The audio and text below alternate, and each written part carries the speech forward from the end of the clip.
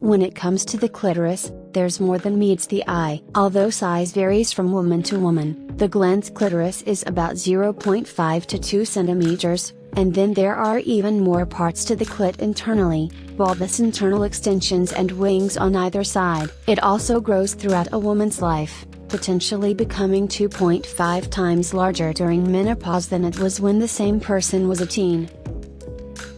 The outer labia is homologous to the male scrotum. Those fleshy folds of tissue that extend down from the mons pubis and surround the vaginal and urethral orifices are referred to as the labia majora and are actually derived embryologically from the same tissue as the male scrotum or ball sac.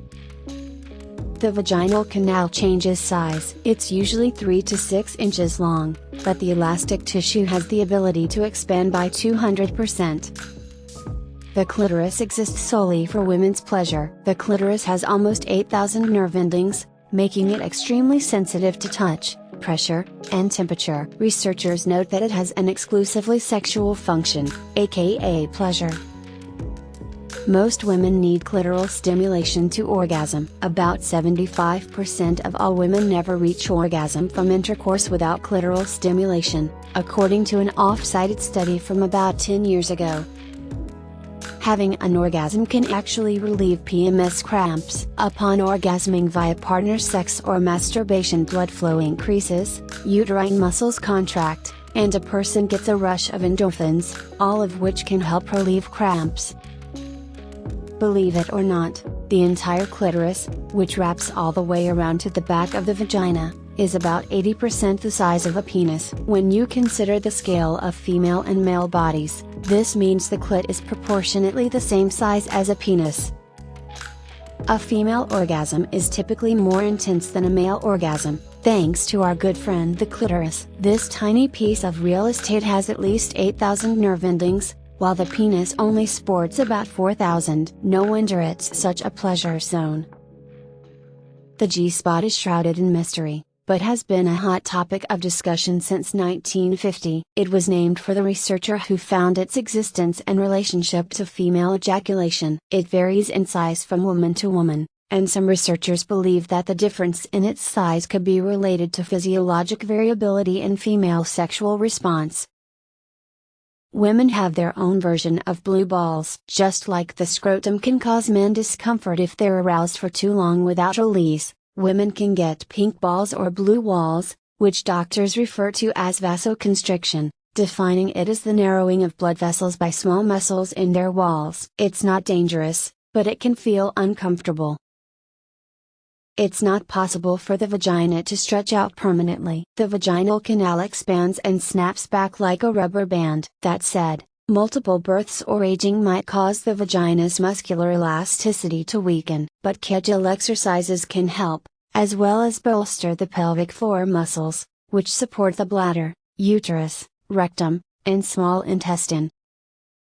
The vagina is a 3 to 6 inch long muscular canal that runs from the cervix, the lower part of the uterus, to the outside of the body. The vulva is all the outer stuff, including the labia, urethra, clitoris, and vaginal opening.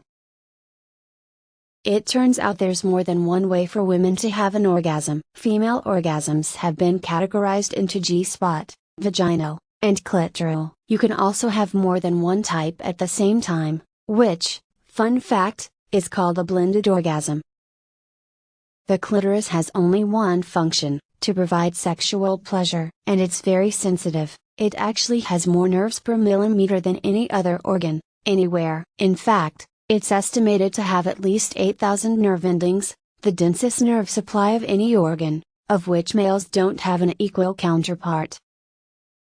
Kegel exercise, or the vaginal squeezes that strengthen your pelvic floor muscles, can help with ejaculation during orgasm. In one study, Whipple compared pelvic floor muscle strength between women who experienced ejaculation and those who didn't, and those with stronger pelvic muscles were more likely to experience ejaculation.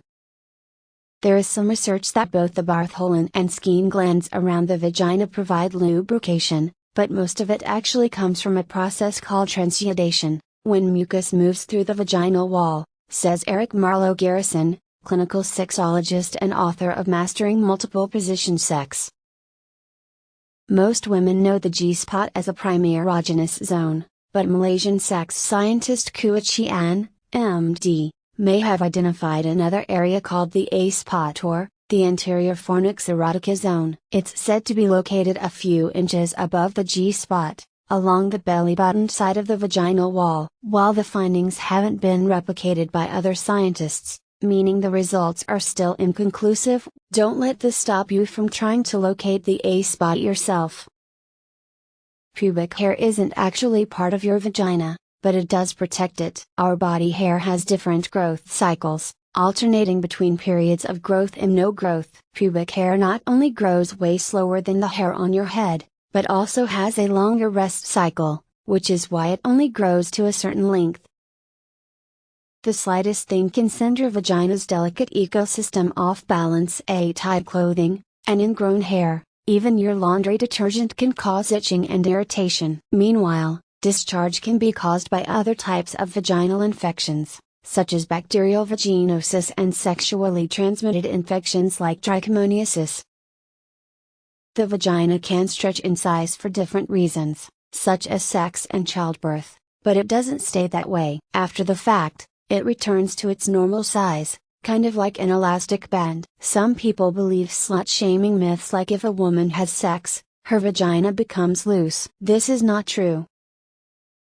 Foods don't directly cause your discharge to smell differently, but they can affect the vaginal environment and therefore your scent. Strong spices, garlic, onions, and coffee are the culprits commonly known to change vaginal odor. However, if your vaginal scent is less triple espresso and more fishy, check in with your doc to rule out an infection.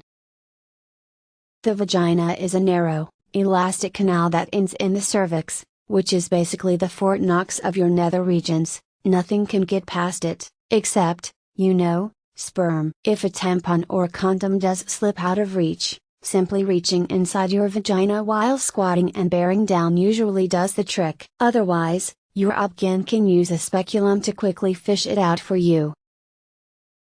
As if the vagina wasn't impressive enough, it also cleans itself. Discharge, which represents the excretion of water, bacteria, and vaginal cells, functions as the daily self-cleaning mechanism. Ironically, many products on the market that are meant to clean the vagina can actually throw its pH balance out of whack and set the stage for yeast infections. In other words, ditch the douching and let your vagina do its own thing.